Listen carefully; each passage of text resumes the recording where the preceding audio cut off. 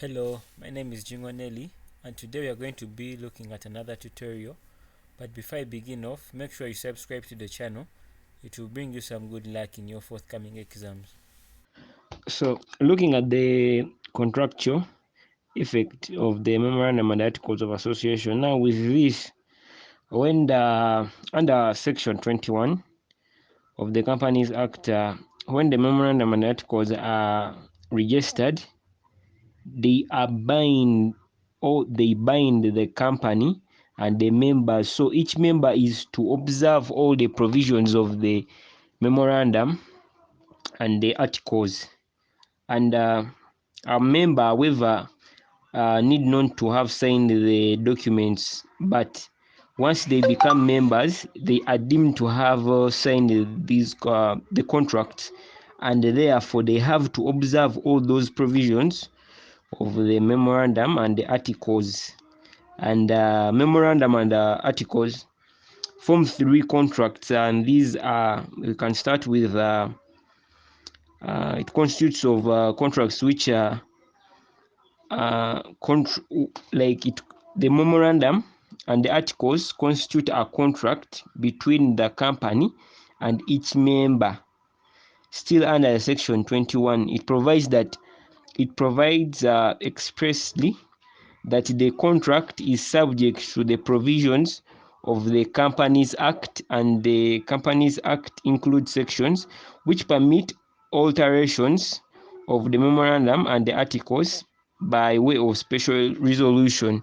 We looked at this previously. So with this contract, a contract between the company and each member, it shows that the members are entering into contracts which can be altered. That is meaning that the shareholder is making a contract on terms which can be altered by the other party, and by the other party, I mean the company, by way of special majority voting at a general meeting. That is when they come and they sit down to form that special resolution. So that is to do with the contract one. So for the second contract, it is a contract between the members inter se, that is members, a contract between the members themselves. So thus here it is a direct action between the members,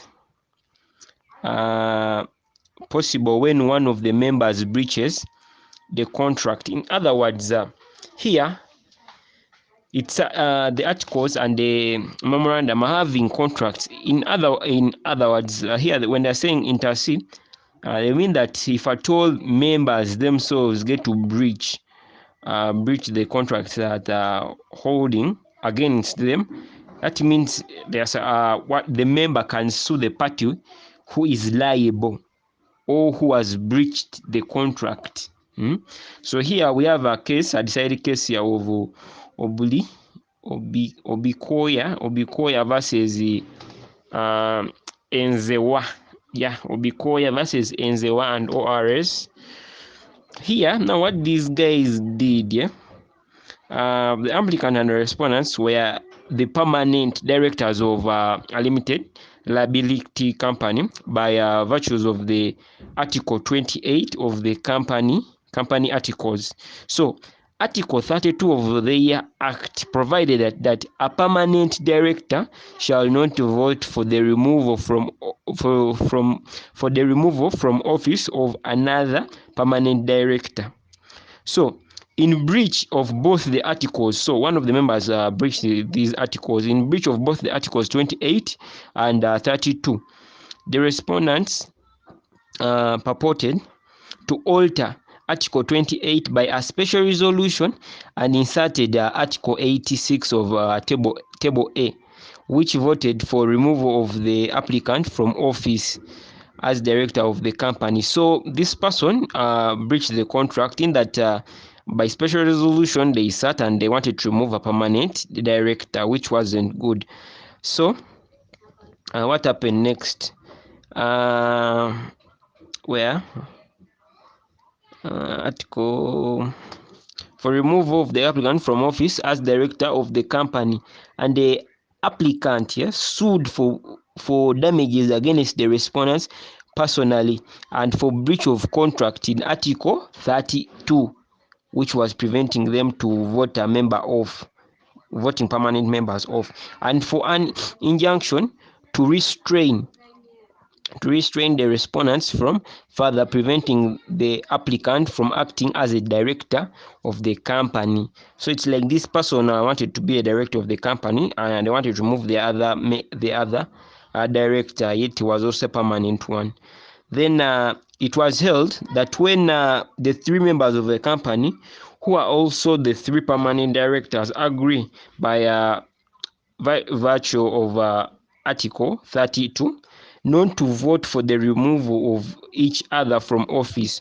So if at all they all agree by the virtue of the Article 32 not to remove each other from office, they are agreeing between themselves as members in which capacity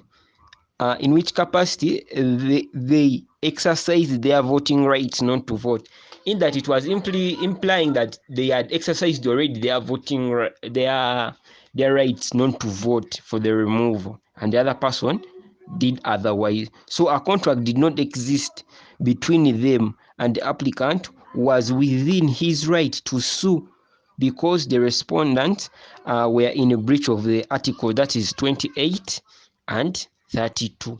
So them already agreeing upon not to vote, or not to vote for the removal of a permanent director, and then they go otherwise. That means they had breached the contract. So the memorandum and articles looks at such contracts which are inter se, which are among the members. So moving to another one, the third one, it says that a contract that binds the company and all the members to the same extent. With this, it means that it treats all members equally, meaning that all members are not treated with some special exception.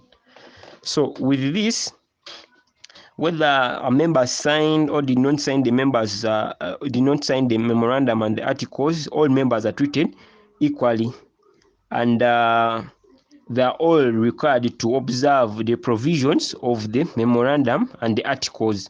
And this is seen in the case of Hickman versus Kent, the one of 1915, whereby they are saying Hickman had been expelled from the company, whose articles contain a clause that any dispute between a member and the company shall be referred to as arbitration.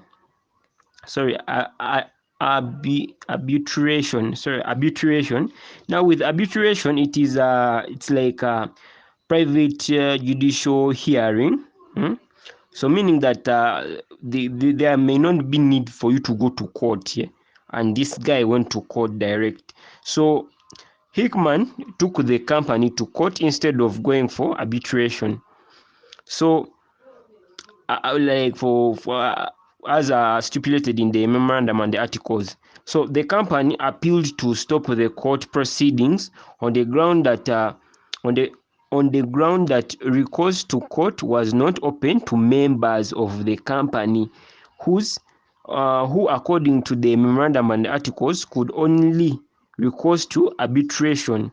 So the court accepted the company's reasoning and stopped the court proceedings. So this in the articles and the memorandum, it was stopping members from appealing to court proceedings. They were to handle their issues in form of arbitration. I told you arbitration is like a private judicial hearing. So they were to handle their issues from maybe where they take what they assume as their court privately.